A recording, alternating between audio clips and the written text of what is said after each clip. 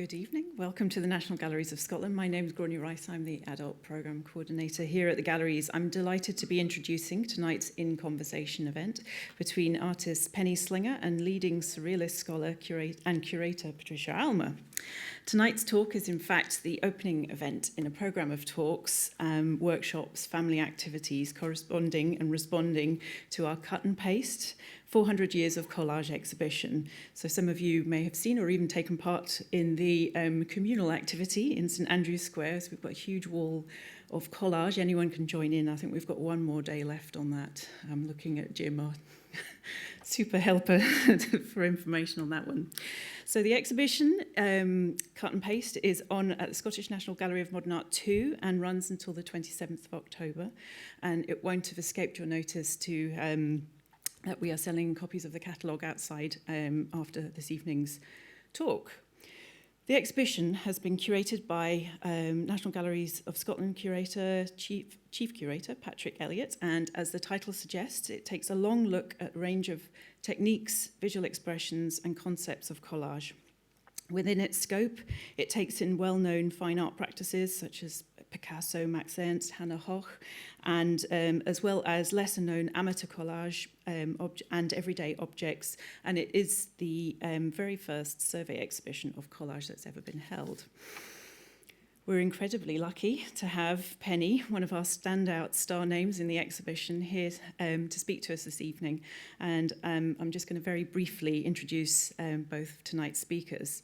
So I'll start with Patricia. Patricia Allmer is Director of Research at Edinburgh College of Art. She has published extensively with many books on Surrealism, also titles on Lee Miller, William Burroughs in her back catalogue. She also has a new monograph on René Magritte, which is published by Reaction Press, due out this year. Is it published already? Not yet. Okay. So as well as teaching, researching and writing about Surrealism, Patricia has curated a long list of groundbreaking exhibitions, including the award-winning group exhibition Angels of Anarchy, Women Artists and Surrealism, which was in Manchester in 2009. And it was an exhibition that featured Penny Slinger's work and where they first met. Penny Slinger studied at Farnham and Chelsea College of Art in the late 60s. Roland Penrose, one of our great patrons, took her under his wing and introduced her to Max Ernst in Paris. Hers is a truly interdisciplinary artistic practice, and she's worked with filmmaking, assemblage, theatre design, of course, photographic collage, and she terms herself a feminist surrealist.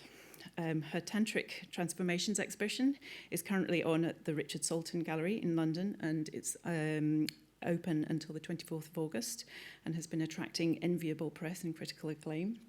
And Penny Slinger is also the subject of Richard Kovich's documentary, Out of the Shadows, and she will be appearing at the 2 Scottish screenings over this weekend at the Film House tomorrow, Saturday 13th of July, and at the GFT in Glasgow, Sunday the 14th of July.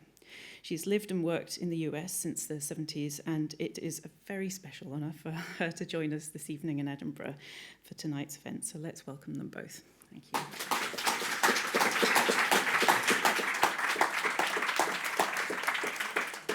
Thank you very much, Gráinne.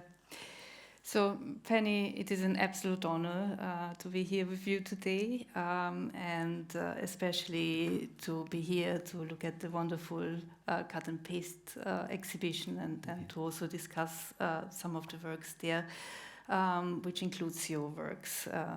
And thank you very much for making the time, because I know how busy you are. You have the solo show at the moment at Richard Salton, and you've also just finished a big fashion show with Christian Dior in Paris, which is again a beautiful combination and perhaps even a collage between fashion and art. So thank you very much for being here today. Thank you. Thank you for having me. It's an honor to be with you too, who Patricia's curating of Angels of Anarchy was an absolute turning point for me to come back into the fine art world after many years of being absent from it. So this is an honor too. And it actually marks 10 years of Angels of Anarchy, so there isn't a much more beautiful way of marking 10 years of an exhibition which has passed than being with you here, actually. So thank you. So, today we're going to talk about collage and your collages specifically. As far as I can see in your oeuvre, collage is still a very important part. So, could you tell me a little bit more about the importance of collage? And you also said that collage is not just a technique, but an approach to reality. Yes. I think even though I've used the techniques of both photographic collage and three-dimensional collage all my life, I think even when I'm approaching other art forms, I have what I call the collage approach to things, which is bringing together different elements of reality, but when they come together, they create another kind of reality. So we're talking about a surreality or something that shakes up the mundane world and gives you access into the realm of fantasy and imagination, the subconscious, the unconscious, and later looking at tantric art, the superconscious. So it's a way of, I guess, integrating and subverting the world that one knows all at once. Mm-hmm. And it's cutting through hegemonic culture. It's a very potent political tool. Yes, it is disruptive of the status quo, which is also something I've always enjoyed doing, and collage gives you the means to do that, and a kind of feeling of entitlement to use material that you find in the world, both things that I might photograph or things that I found already recorded that I might put together and change their context. So it is a kind of radical way of working with pieces of the substance of reality. Mm-hmm. And the cut itself, cutting, I'm very interested in that also in your work, cutting the female body. Could you talk a little bit about that, the meaning of the cut? Yes, we had a slide up just now which had the cover of my first book of collage, 50% The Visible Woman. And here it is. Yes, that cover was based on the anatomical figures that show you the surface of the skin and then the skin cut away and what's underneath. And I used that as a symbol, really, for my collage technique, which was to try and cut away the surface and unveil what's going on underneath. And I wasn't necessarily looking at using that scalpel to get to the blood and guts, although sometimes I would bring those kind of images in for the power of it, but really to show the substrata and that which isn't visible generally, and to use collage to reveal the hidden and the unseen and that other 50% that you won't generally see when you're just seeing the surface of, in this case, a woman. Mm-hmm. And it's also, I've just been to the other side of the Scottish National Gallery, and I looked at paintings there, and there was Giovanni Bussi's St. Agatha. So this kind of cutting up the female body. That is a very Catholic way of representing women. So are you reworking this, and are you also alluding to this, or? Yes, I mean, if we can go on to the next slide maybe, and here on one side we see, I'm saying it's a recreation of a Venus figure, and showing this way of cutting up and looking at parts of the body rather than really seeing the whole. So I wanted to have it as a commentary of how women has been seen, but then also on the other side, this one is called Renaissance, and it's showing like a woman within the woman within the woman. And this is another way of looking at that it's a penetration into a lineage, into some substance that, as I say, isn't normally maybe visible to the male gaze, but one when I chose to be looking at myself and choose myself as my own muse, looking into that kind of tunnel of mirrors, much more is reflected and much more depth can come out when you're using those collage techniques to delve, as I say, beneath the skin, into the substance of the being itself and the psyche. Mm-hmm.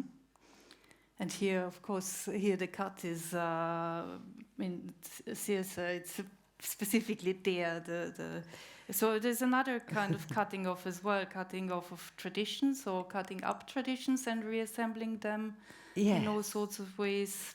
My Circe on this side with the scissors. Yeah. This is really showing quite symbolically and almost literally the idea of that castrating of the male energy that's been dominating us for so long, and at the same time too showing a kind of male fear of the female, of the empowered woman, that she is going to do that kind of harm. But mine was much more to do with doing harm to the status quo rather than doing any kind of physical harm to anyone. And the one in the middle, don't look at me in that tone of voice, using these parts that are normally on the face, but putting them on the hand here so that you're cutting and pasting something which you're familiar with, but now in an unfamiliar place, it has a different message. And then the one here with combining the male and female forms into this new kind of androgyne, and that's called compromise to form a solution. And it's the idea that our, gender-specific roles have been putting us in boxes for so long, and that there's maybe a new way of looking at our humanity as being much more fluid and integrated, and that we all have these male and female elements within. So that's, where the cut was coming then, to then paste into something that was a new integration. And there's also a cutting up of senses as well, isn't it? Don't look at me in that tone of voice. So that kind of reassemblage of the senses and perhaps the sensual as well. Yes, and also I've always wanted to, all of the pieces in their titles as well as in the images have a humor and an irony, because I think, that lightness of touch, I know in my own life, and I believe in art too, that you can deal with very intense and heavy subjects, but as long as you keep that humor and that lightness, and that too comes out of the whole Dada and Surrealism, that not taking oneself or any of it too seriously is really one of the means of dissolving all the confines that we find ourselves in. Yeah. Can we talk a little bit about the source material? So this is a dream come true for an art historian, to talk to you about where do you get your source material from? How do you assemble your collages? Is it immediate, or do you reassemble them? How do you work? Well, these are from my first book, The 50% The Visible Woman, and I called that, the way that I approached collage in that time and in that book, full frontal collage, meaning that I was sort of laying things bare, but also that was the juxtaposition of things like on a single plane, more or less. I wasn't really dealing with spatial issues as much. It's just bringing things together in that moment of shock value. And in this book, I had various sources for the collages. I have taken photographs of myself, and I took photographs of my girlfriend, but also I just felt free to raid all the images that I found in the popular culture to try and use them so that I could make these statements about how women are seen in this culture.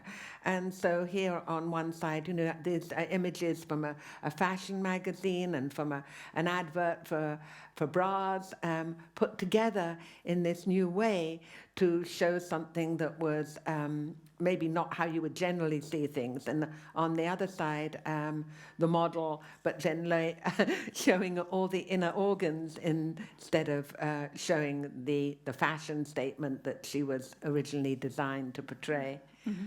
And also the frame of the painting is the artistic frame right here. Yeah. Yes, exactly. And I collected material. After a while, I called it like my blood bank of imagery. So if I see things I'd like, I'd collect them. And I also ravaged a lot of art books and anything that I had to hand in order to reprocess and reconstitute these images. But so that was like a resource. And then when I'd work work, I'd often bring everything out around me and sit on the floor and have everything like a sea of information that I could dip into and start combining. And then you let the images come together, and it's like they dance. And then at a certain point in the dance, they strike a pose. And that pose has this both an aesthetic resonance, I guess, but also this timeless feeling that you feel you've captured something of essence in that moment of the combination. So I think collage is a very freeing tool for the imagination, and it's also very instructive in terms of how you learn what works and what doesn't work, because it's only those certain moments that really feel like they strike that chord. Yeah. And in terms of discarding the material you don't use, so for me, archives are of course very important. We have the Penrose archive in Edinburgh, and actually it contains, luckily for us, some material from your past work. And I know that quite a lot has gone amiss. So in terms of discarding and keeping an archive, also as a woman artist, so with a lot of artists I researched, there is a tendency, although it also happens to male artists, but there is a tendency to not keep things, and it's very difficult for the art historian to come in and really look at an earth without that archival background. How do you deal with your archives? Do you keep things? Are you establishing one? I've tried to keep things really all my life, but having moved around the world and being in different places, living in the Caribbean for 15 years, a lot of things have got lost along the way, and not through my own intention. I happen to like to keep things, and even with collage materials that I had back in the 70s, I still have a bunch of those that I've kept. The things that I managed to retrieve, things that got lost along the way were often perhaps the kind of situation where I left some live casts once with a boyfriend in his house, and then we were he was an ex-boyfriend, but I still had left the things in his house, and I came back to collect these live casts of my body a year later, and they'd all gone. And I said, well, what happened? He said, well, I had this new girlfriend, and she got jealous, so she destroyed them all. So these kind of things have unfortunately happened. But what I could hang on to, I have, because I think these things were important. And I do have quite a nice archive at the moment. Oh, wonderful. And it's in, actually, we live now in the old Federal Reserve building in downtown LA. So it's in the vault of the Federal Reserve. So those are my safe. gold bars. So can I ask you about punk in the 1970s? Were you in some ways part of the punk scene? Was the punk scene part of your aesthetic influence, or did you influence the punk scene? Did you interchange with it at all? How was this? I wasn't so much part of the punk scene. I mean, I had been involved with the whole progression of music as it came out from the Beatles and the Stones and rhythm and blues, and used to go a lot to all the clubs when I was a teenager, and that I felt was very much part of my coming of age as the music was coming of age. So it was all very interfaced. But punk as such, I didn't have a lot of direct connection with, and I guess a lot of it evolved to after I left England. But I felt it just a little bit too rough, you know. But I'm rough in a way in my work, but I have a certain kind of aesthetic, so I didn't really have a lot of cross-pollination with what was happening, certainly in the punk music scene at the time that I was in London. Mine, as I say, was a little bit more with a certain different aspect of the musical evolution. But I know that it did go on to develop, and certainly Linda, you know, who I have a connection with, was very much involved with that. Interesting. And in terms of surrealism, was surrealism around at that time, or was it rather unfashionable?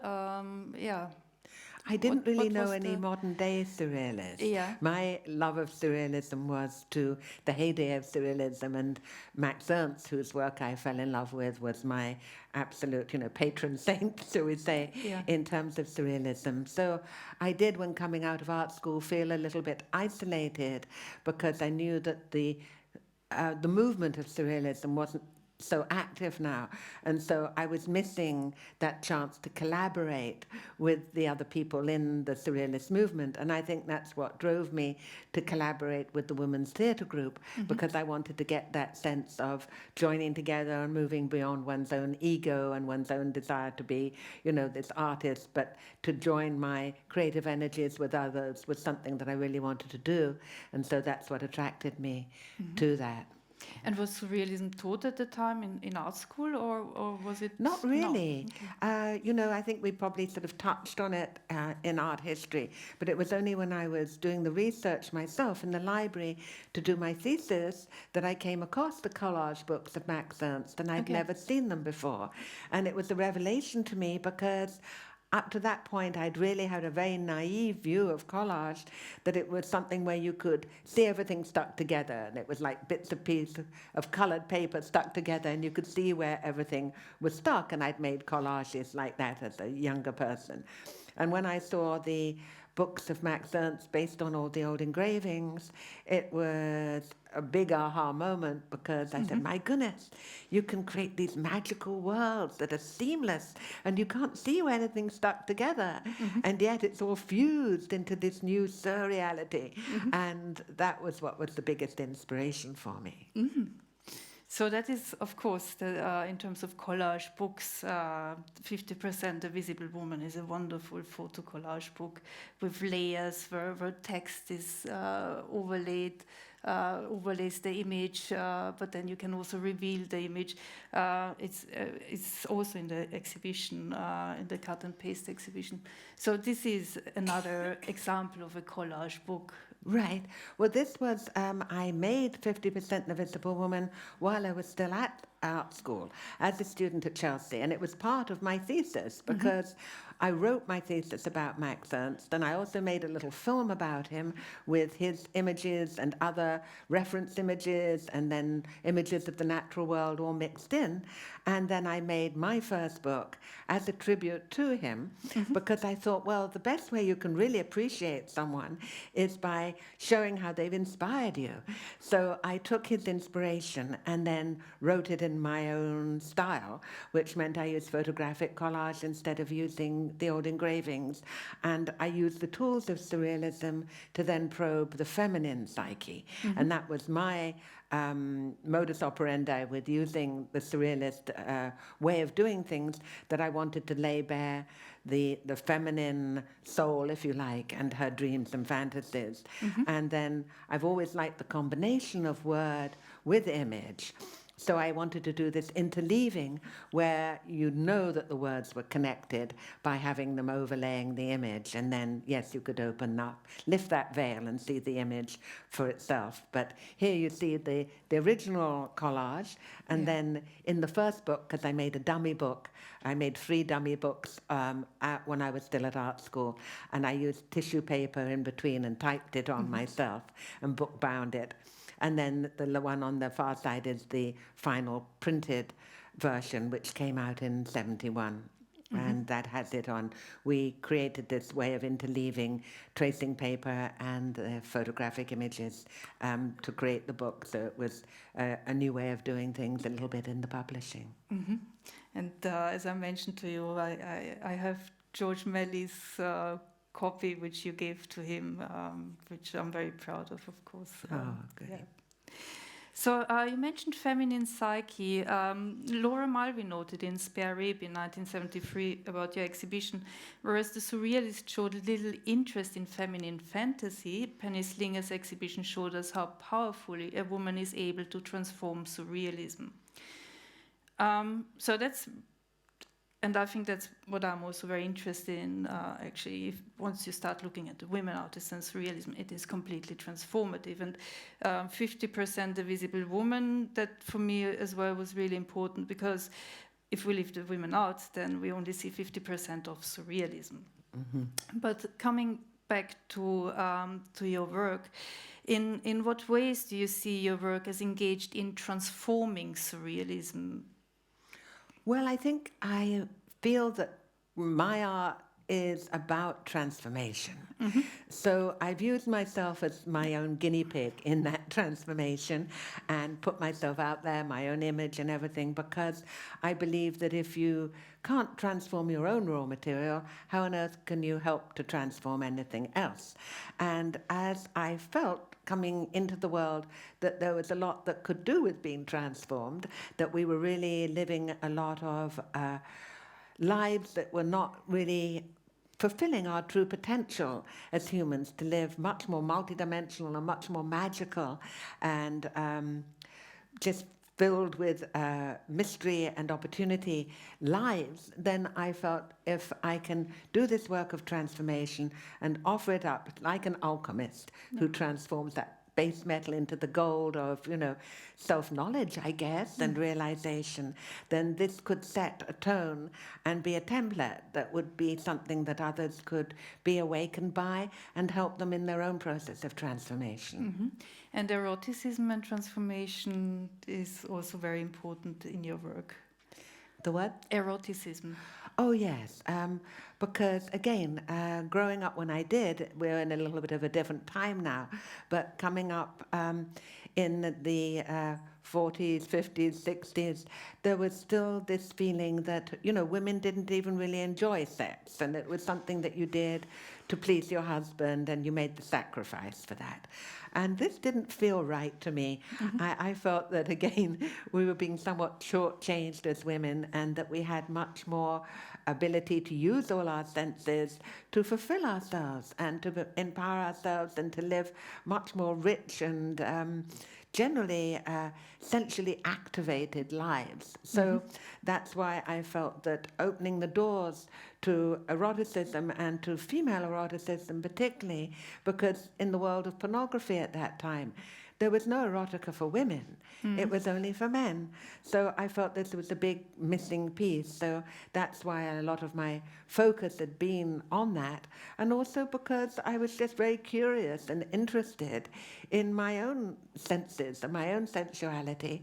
And so I felt that had to be part of the package of what we wanted to liberate.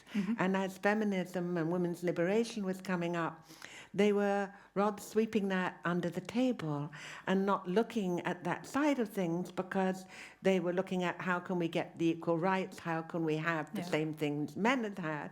But I felt that, women needed to have all these things in their own right and for everything that they had as women. So I wanted to not throw that baby out with the bathwater, but to really nurture that baby and bring through women who could be empowered with their sensuality and not have that cast aside. And in your work, there is also there is eros, but there is also thanatos, and there are some very dark dimensions to your work. Right. And again, this is one of the things I really like about it. Could you talk a little bit more about these different sides, and is Freud important in its the traditional Freudian eros and thanatos? Is that important, or do you see it differently, how these sides work with each other? Well, I preferred Jung to Freud because I found Freud to be somewhat reductionist, and I found Jung very expansive. So I was busy reading Symbols of Transformation and Psychology and Alchemy by Jung, and really enjoying his look at that whole collective unconscious and everything that was much more mythic and kind of grand. But in terms of death, there are big taboos. One is the taboo around sex, and another is taboo around death. And again, it's this it's the fear of the unknown. And, everyone has to face death. There's no one who's got out of here alive. So I felt that in trying to open the doors and look at the skeletons in the closets that hadn't necessarily been examined, that looking death in the eye was something that was equally important, because also if you're living in fear, then there's always a shadow hanging over you, and you can never really be fully liberated, can never really experience things in the fullness that you can when you're not in fear.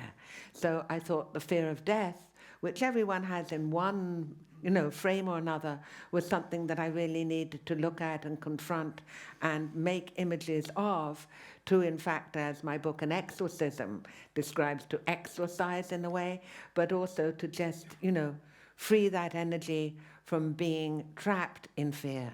Mm-hmm. And of course, death is also transformation, bodily transformation. Right. Yeah. I can also see here premature burial. So Poe was the literary traditions. Are they important for you? Literary allusions? Yes, I would say that literary and film. Yep.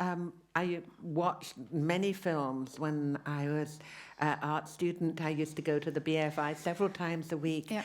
And, people like Cocteau, like the Buñuel Dali, like many of the French films, the Italian films, all of these had a strong impact on me, probably more than a lot of the visual arts itself. Yep. And, of course, poetry and literary works also all fed into that. So I think I've always had a kind of blurring of the divisions between different art forms, mm-hmm. and appreciating them all and liking to mix all that together, both in my own work and in my appreciation of other people's work. So these different traditions have always joined together in my inspiration and in what I've appreciated. And then the format of an exorcism is not just landscape, but actually cinema, isn't it? It's the kind of the format of the book. Yes. Yeah. Yes. I mean, I wanted to do it in the style of a photo roman, but tell the story through images, but it's like a set, the big old derelict mansion house that I set all the images in. I saw it like a set, that we are then acting out these dramas within it. So that is a very filmic kind of concept. Mm-hmm. Very interesting. So I'd like to very briefly talk about your book Sexual Secrets, which you co-authored with Nick Douglas. And it's a very important book. The drawings are magnificent, but also it's a very important book in terms of sexual education. And it sold over 1 million copies. It had many translations, and actually when I looked recently at the German translation, I recognized it from my own teenagehood and from the parents of my friends who owned the copies. So that was a really important book for us to grow up with and to I guess also change, as you said, the attitude of women towards sexuality. Could you talk a little bit more about this publication? Yes, well, it came at a time when I was feeling somewhat disillusioned with the art world and the kind of elitism of it. And it was at the time when I'd also not only discovered Tantra, which I discovered first in the Hayward Gallery in the show in the beginning of the 70s called Tantra, which was an absolute eye-opener for me and made me realize this was what I wanted to study and know, and it felt like the natural evolution of Surrealism. So I'd been looking to find out more about it, and when I met the man, Nick Douglas, who would be my partner for the next 20 years, he was such a font of knowledge. He'd been living in India and Tibet. He'd learnt Sanskrit Tibetan, and he studied the art deeply and the spiritual practices, had a guru, all of these things. So I started to relate to him experiences that I'd had, perhaps in the area of intimacy and eroticism, that I didn't have any context for, and I didn't really know how to explain them. And he would say, oh, in Tantra, that's this, that, and the other. Anyway, basically, through that connection, I discovered that there was this whole spiritual path that allowed you to not exclude and consider shameful and guilt-ridden all the pleasures of the flesh, but that these things were all included in this spiritual path. And so you didn't have to have this dualism. You could actually live an integrated life of a spiritual life combined with the enjoyment of the material as well, and the spiritualization of all of that. So for me, this was such a revelation that I wanted to share it with other people, because I felt if people can think that there is another way of looking at all this, and once you take away the shame and guilt and original sin, suddenly you're left with energy, and pure energy that can actually be studied in a kind of scientific way too. This was such an opening thing. So I wanted to share that, and the best way to do that was through a publication that could reach a lot of people. And so I persuaded Nick to allow this to happen, because he said a lot of the things are secrets and they're for the initiated. And I said, yes, but it will be so healing for so many people. It's been so healing for me. I really want to pass this on. So we started the book, and the first it was going to be a little paperback and take maybe a few months to do, but it became this big book. Yeah. I did over 600 drawings for it, and we co-wrote it, and took over 2 years actually doing this work. But I'm very pleased, and it did open up things and started a lot of movements that have come since, of looking at things in a different way from we have traditionally, and has been very healing, I think, for a lot of people. Yeah. And I also, again, that is, I think, what I find a lot in your art and in your work. Again, this engagement. You're not scared of going to a bigger audience, so onto the more popular market. Also with an Exorcism, you've published a limited edition for the art market, but you also brought it out in paperback, which making it accessible to a wide audience rather than just really staying within the narrow art scene. So this dimension, and of course you also you featured in a gentleman's magazine. Again, this being in touch with a very broad, very wide audience, that's very important in your art. Right. No, I saw the field of elitism, and I liked some qualities to that, but I also felt that, if you're dealing with things that you feel are important issues, you want to get as broad a platform as you can, and that you'd be surprised too who will react to things and respond to things who you might not have thought would do so. So I've always wanted to bring things out to a wider public, as long as you don't have to compromise your vision. Yeah. And in this, I adapted the techniques that I had in order to make the material accessible to people in general.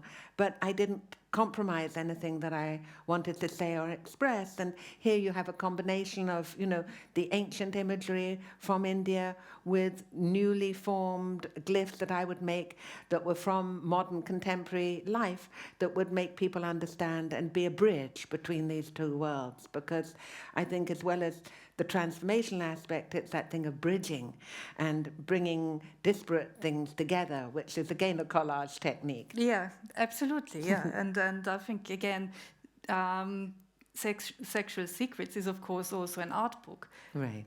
Sold 1 million copies. So this way of bringing art to the people, I think, is a really interesting way. Yeah. So the cut and paste exhibition shows 400 years of collage. In what ways does your work tie in with the exhibition theme, with the traditions it shows you? Well, what an exciting exhibition. Yeah. I was so delighted to see it, and just seeing the scope and range, and understanding that this isn't something that's just the practice of modern artists. This has been going on for a long time, and that merging too of what people do as a so-called hobby and what people do as a fine art practice, that, again, there aren't such clear, hard-edged distinctions. And as I was saying earlier, collage is such an opening technique for the imagination that I think it should be available to everybody. And with the new digital age, it is really, and people being able to use Photoshop and other tools like that, it does make it much more available to people in general. And on one hand, there's a slight diminution of the rarefied field of art that happens, but on the other hand, there's a lot of empowerment going into people's hands in general to be able to have means of self-expression. And I'm a great believer in everybody has creativity and everybody should be able to express themselves. So all of that is brought into the show, but also showing the different lineages, if you like, of collage and the path of the collage that wants to present itself as very deliberate cut and pasted pieces. And then the other path, which Max Ernst's work represents, of making integrated worlds where you can't really see the edges, but you've created a new kind of mythic, magical reality. So all these pieces throughout the exhibition are wonderful to see, and the three-dimensional as well as the two-dimensional, and the boxes. I used to love Joseph Cornell and his magic boxes. Yeah. So you see all those flavors coming in, and the use of materials that just really anything can be used and repurposed with creativity and imagination to make magic and statements of artistic merit. So I think it's a great exhibition. I'm very proud to be in it. Yeah. And these pieces were part of my Mouthpiece series, which I did with the opening exhibition in 1973. And this was around the idea that, women hasn't had a voice, really. So these are photographs of my own mouth and my own organs and things here. And I wanted to bring these elements together in this very challenging and different kind of way to say, well, what is this voice and how are we going to use this mouth, and what are the ways, women's mouths may be normally seen with lipstick to advertise or something like that, but I wanted to shake up that paradigm and show the mouth used in different ways and in often shocking combinations so that it would be a little bit of a wake-up call. Yeah, and of course, again, the humor is there, but also the strong and angry message as well. Right. It was also a very important image. I hear what you say, for example, for Angels of Anarchy. It was one of the lead images, and it really expressed for me what I wanted to say about women artists being left out of the canon. In terms of the history of these three images, and Roland Penrose, they were in the Penrose collection, weren't they? Right. Could you tell me a little bit more about the exhibition history, or in terms of Penrose? Well, Roland, I met when I was doing my thesis on Max Ernst, and I was trying to find someone who really knew about Surrealism from the inside, and was directed to Roland Penrose, and he was just the person that I needed to meet. And his passion about all the Surrealist collection that he had, which he shared so generously with me. I'd go around and he'd take me on a tour around all the Surrealist paintings and collages he had and talk about them, not just from the point of view of the content of the image, but his relationship with the artists who created them. And he was an artist himself. And so this was just a wonderful dynamic, and he introduced me to Max Ernst, and then he came to see my exhibition at the end of my graduation from Chelsea, and he said, oh my goodness, I didn't know you made such beautiful things too. And he immediately got my work in an exhibition at the ICA, of which he was president at the time, called Young and Fantastic, which was about where is Surrealism now. And so my work, just as soon as I came out of art school, got included in this exhibition. And then he became my patron in the true sense of the word for many years, and just introduced me to a lot of things that I wouldn't have had access to otherwise. And I used to go down to Farley Farm, where he lived, and had, again, a wonderful collection of Surrealist art. And in the course of things, he looked after a lot of financial things for me, underwrote my, if I went into overdraft, he'd pay. And so generally the work that he had in his collection, I gifted to him in exchange for his patronage. I, said, well, what would you like to have? And I believe these were pieces that he had chosen out of the opening exhibition to have in his collection. Very interesting. And so it arrives eventually in our exhibitions. Yes, Yeah. and it was nice to have that exchange with him, which was beyond the commercialism of art, where he gifted me and I gifted him. And I always feel art is really like a gift. It's hard to put a price on it. Let's move to your digital collages, which are extremely interesting. Could you talk a little bit more about them and your work in this area? Let's... Well, I like to be abreast of the times. And as a collage artist, when I'd done 3 collage books, which I felt each one took a slightly different approach to the medium, I felt I'd sort of exhausted the possibilities of what I wanted to do with it in that way for a while. And then when Photoshop arrived on the computer, I'd never been on the computer before, and I kind of had an antipathy to working on computers. But when I saw Photoshop and I thought, oh my goodness, this is the tool, this is going to give me all the ability to do the things that I wanted to do with transparency and size and just so many different elements. So I learned to be on the computer purely to be able to use Photoshop. And I spent hours and hours just using it in order to learn those techniques. And it's interesting because nowadays people often say to me, I wish you'd do some cut and paste collage because, really, we don't like the digital media so much. Yeah. And I think it's because of the fact that it's so used now. It's made, Photoshop and related programs have made collage really one of the most used art forms in commercial world. And so just about everything has some form of that. So that has diminished its power in the fine art world. But to me, as a tool, it doesn't diminish it at all. And for me, whether I cut something out with a mouse or whether a pair of scissors, it's still what is the content and what are you trying to do, what's that message. And so those tools are secondary. I always think they're the servants of the vision rather than the fixation people have with it. But they're wonderful tools in the digital media. And for someone who wants to blend things seamlessly, they allow you to do that with much more facility than me going in my dark room and working for ages trying to montage things. It's wonderful. So I've willingly embraced the digital age and work with digital collage now primarily and enjoy it very much. This piece here was just one where this isn't a commercial piece. It's just me trying to use an image of Frida's, who to me is my favorite woman artist because of her intensity, of her self-observation, her bravery, everything about her. And I wanted to use her image of showing her broken body to express the broken body of humanity now in terms of how it's the travesties of how we're using factory farming and the kind of awful things that are happening to all our fellow creatures. So I brought that together in this digital collage.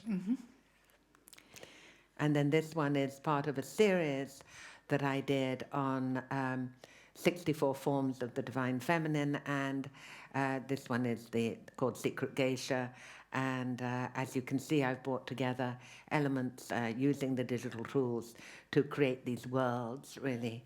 And this is one example of that. Yeah. And yes, another of the series.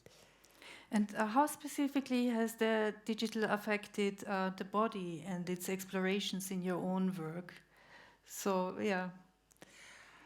I don't know that it's affected the body directly. I mean, I had a bodily relationship with the machine right back from pre-digital age because when I used the Xerox machine in the early 70s, I thought this copy machine is a wonderful tool, so I started putting my face and then other parts of my body onto that. And the Tantric Transformations exhibition has a lot of these pieces where I assembled them into big scrolls, which were like the chakra men and women of the Tantric tradition, where you have the whole body and then different glyphs and energy fields put on in relation to that. So I don't know that the digital exactly has changed the relationship to the body, or maybe can you explain a little bit differently what you're looking for here?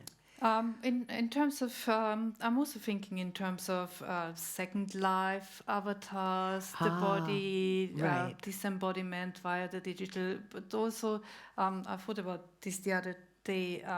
The digital also makes us a little bit more anonymous, so the anonymity of the body. Yes. It's an interesting field. It has its pluses and its minuses. I love the idea that people can create fantasy images of themselves, and yet the anonymity may be something that isn't necessarily totally desirable from the point of the kind of alienation that it can create rather than the contact. And I'm very much into relationship and connection and the energy that helps us to do just that, connect with one another rather than separate. So although these are wonderful magical tools, they don't always lead to more connectivity. Yeah.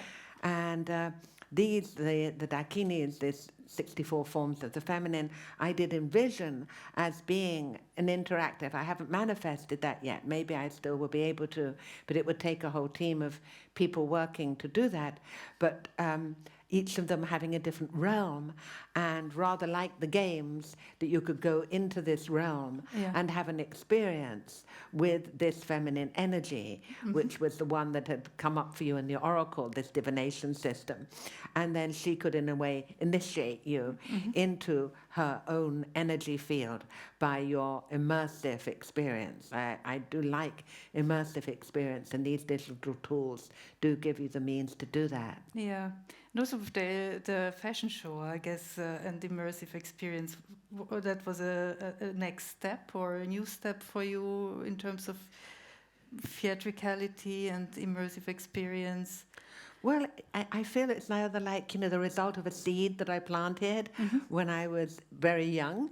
At one point, I wanted to do window dressing, just because I like the idea of taking this space and like this magic box and transforming it. And so with this project I just did with Dior, it was like that and my doll houses. It was like having a whole doll house, but a big one, a live-in one that I could transform. And I brought in all the images of all the different elements and just covered all the floors, the walls, the ceilings, everything in these elemental energies with the feminine coming through in different forms in all of them. And a huge tree going up the center of the staircase, just taking over the whole building. So it was a wonderful opportunity to create this multidimensional collage in a very iconic setting and show transformation in action. It was an alchemy. Very interesting. And here with Queen of the Night, Again, this was one of the women whose realm I would take people into with this immersive experience. At the moment, they exist as collages, which I did when I also videoed each of them. And at some point, perhaps I will get the opportunity to actually create this whole multidimensional immersive experience for people. So let's turn to the role of magic in your work. When did you start engaging with it, and how does it manifest itself in your work? Again, it runs through from the early works to the later ones, or? Well, it's hard to say magic on its own, because magic has so many sort of connotations. And then you mentioned before Aleister Crowley. I never particularly followed the dictum of magic as it's sometimes been portrayed, because I don't believe in the binding of spirits, and I don't believe in spells. I don't believe in any of those things that are actually about subjugating any other energies in any dimension. But I do believe in inviting these energies to come into a resonant field and play with you. And I do believe in that magic of transformation, and that, our raw material we can take through all these transmutations and transformations. And so we don't need to stay locked in our idea of what is reality. And so magic, I guess, in that way, I'm always employing to try and shift that paradigm of what is reality and how we can make things happen that are outside the norm, but which can then become more of our norm. A magical reality can become our normal reality if we just expand our sense of possibility and what the self is capable of. And can I also ask you, in terms of fetishism and dimensions of fetishism and Marquis de Sade, are they important dimensions in your work? Well, certainly during the period when I was working, particularly on an exorcism, there are references to these things. This is actually from 50% The Visible Woman, the first edition that I did. And I've been interested in those things that are outside the conventional. So those particular things do fall outside that. And the thing about power dynamics and how those are expressed. And so the language, if you like, of fetishism, plus, just the actual, the texture of all of that was an interesting world that I brought the imagery into. And back in the day, reading the story of O and all these things about, surrender or power. This is called O, this particular collage from an exorcism. And a lot of the themes that I'm working with in the book are to do with that dynamic of power, surrender, all these things, and what is male and what is female. So within that, I was looking at and exploring that, plus the people who do engage in a lot of these practices are looking for a way to achieve a state of ecstasis, standing outside the self and having a much more heightened sensibility. So all these aspects were of interest to me to explore and depict.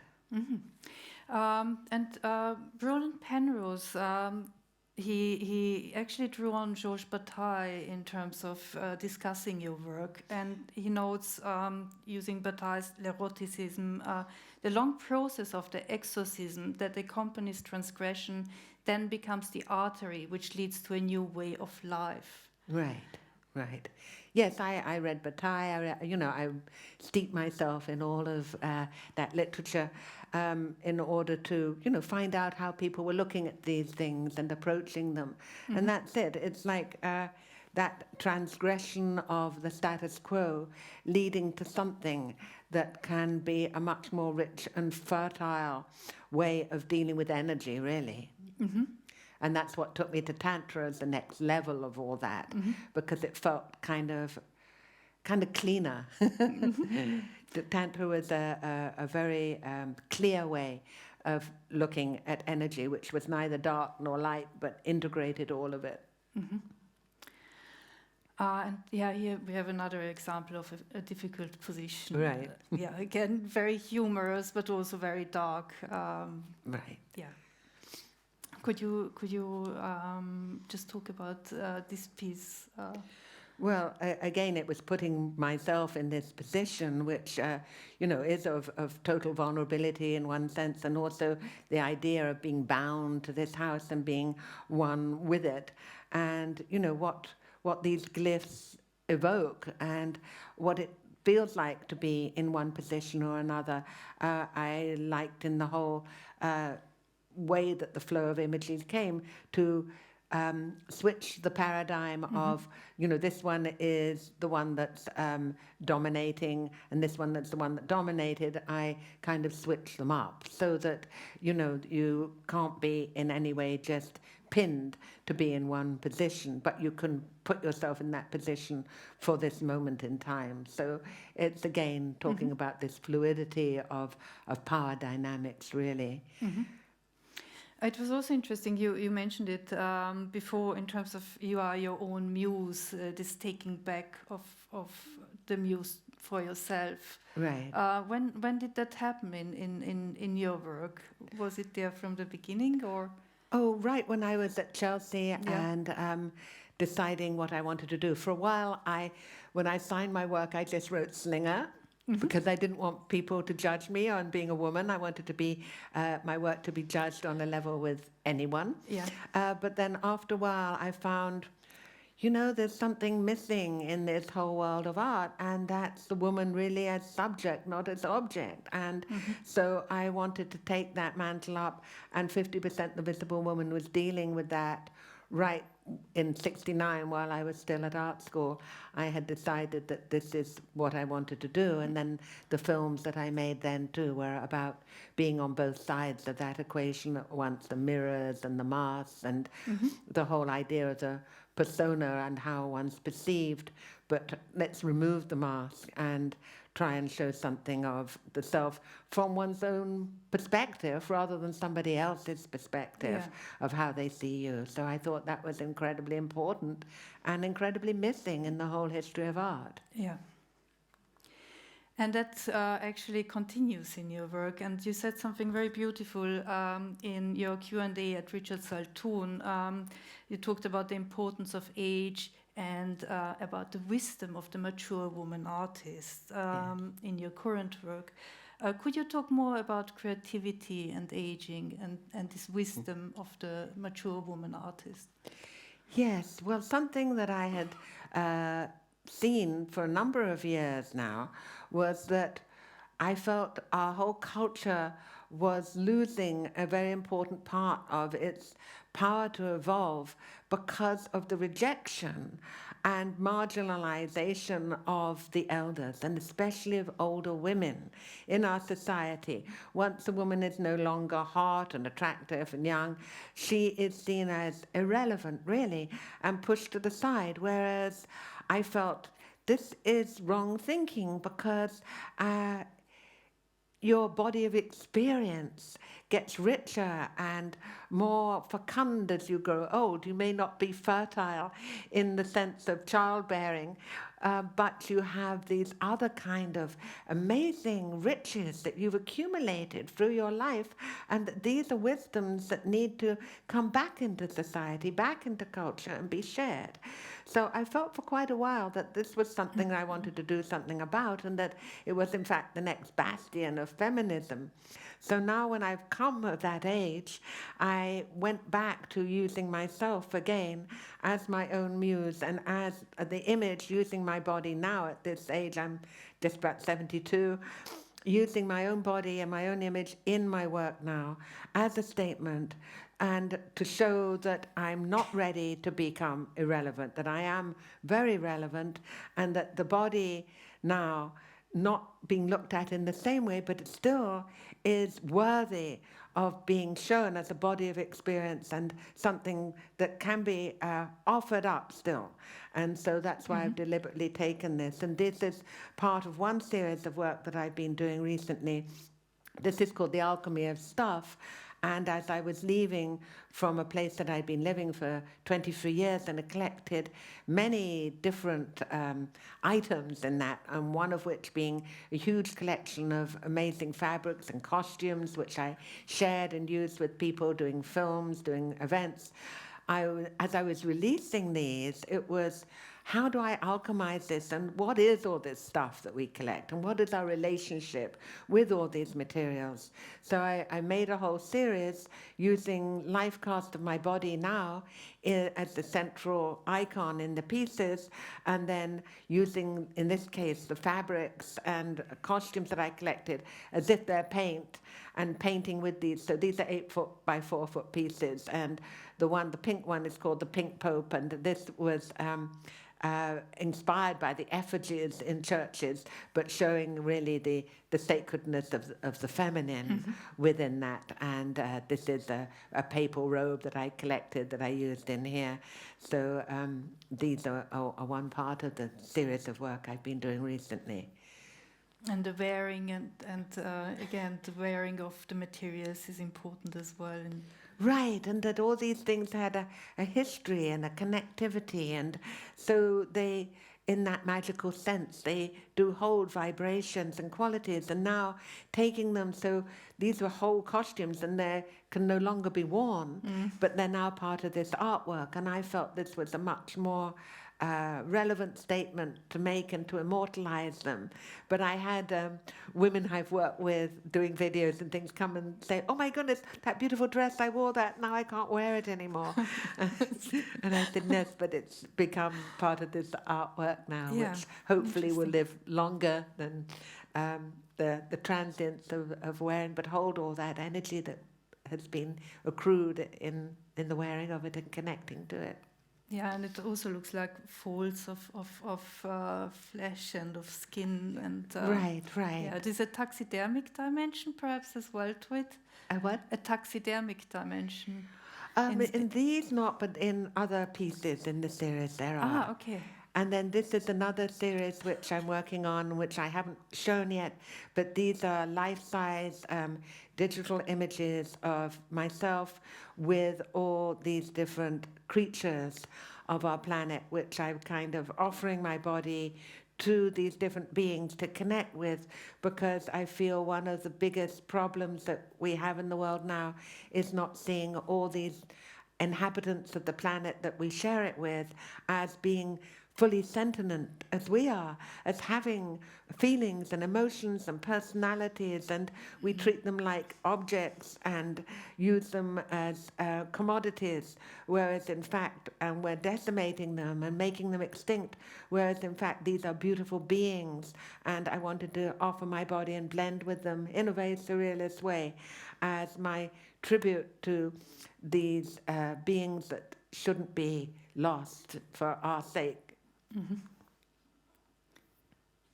So I have a whole series of 30 odd pieces with these transformations, and each of the animals are ones I've had personal relationships with. It's not a National Geographic paste, it's a real connection with these animal beings.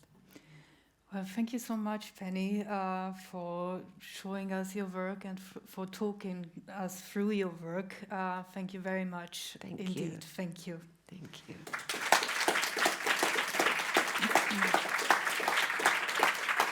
Thank you very much. And we now have time for a Q&A, so please do ask questions.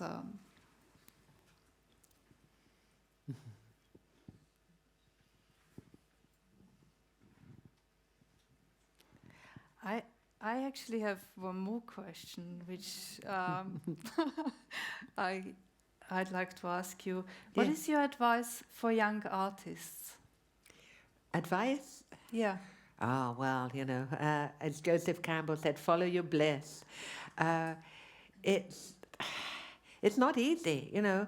Doing art, being an artist is very much a full-time, passionate engagement, and yet to actually earn a living from being an artist is very challenging, and few artists ever really do that. So you right there have a paradox. How are you going to reconcile these things? And I don't know that anyone has any real answers for that.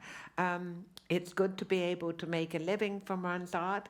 At the same time, I feel it's absolutely fatal to the integrity of the artist to do things to please others.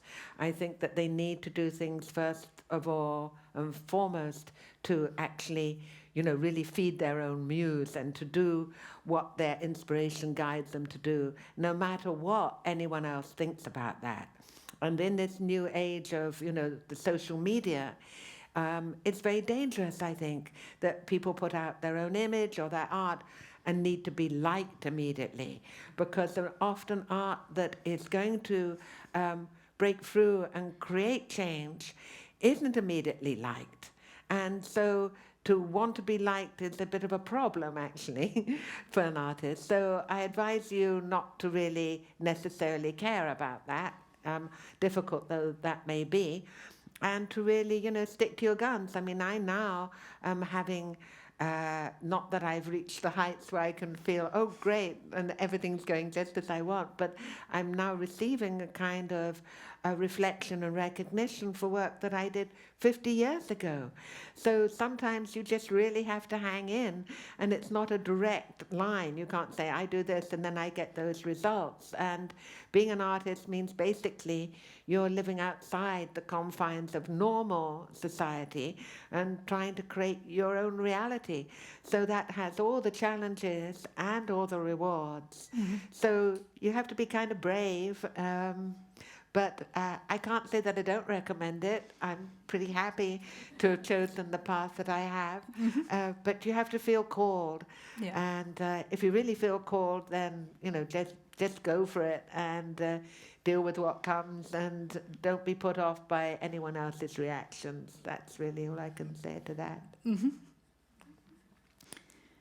So, questions? Yeah, just wait for the microphone. When you research material right at the beginning, do you apply a certain selection process as to what material you're looking for? It would depend on the project, Everything has its own dynamic and its own set of self-imposed rules, if you like. So perhaps when I was working on 50% The Visible Woman, I would just looking at things and then seeing what I responded to, and then selecting that and then seeing what that would connect with. But then when I was doing an exorcism, because there was a very deep psychological work where I was probing into my own unconscious, I would deliberately take photographs of myself, take photographs of my partner, to actually embody the ideas that I had in mind to embody. So, it really changes with each project. And then Mountain Ecstasy, which was my third collage book, that was hardly any of my own imagery used in that. And that one, it was all found imagery. But that was when I was traveling and going to the east and exploring, and it's all set in the Himalayas. And so then I would just find any images that kind of resonated with me, and then just to have piles of these all around, and then just start to bring them into the picture and see what worked. So each of those are a very different dynamic, really.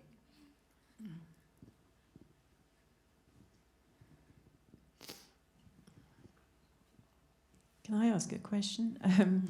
You said something about the work from 50 years ago is now receiving recognition. Has that process of reflection and retrospection impacted on the work you're making now?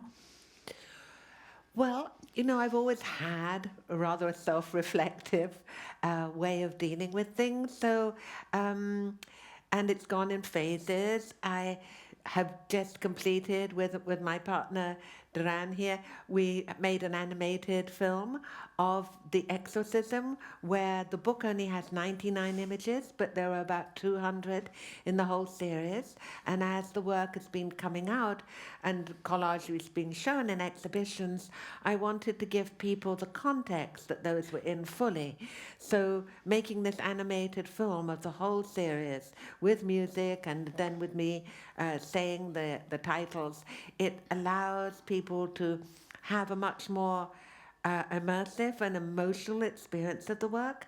So yes, I'm going back and reviewing all that, but it's still because I like to do things that I don't feel, although they exist in a moment, that hopefully they're dealing with more timeless and archetypal situations.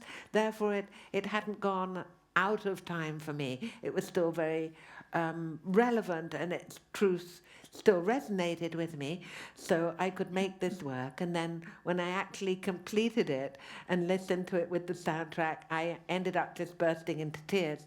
So I knew that it was, powerful and real. So that's one piece of very retrospective working.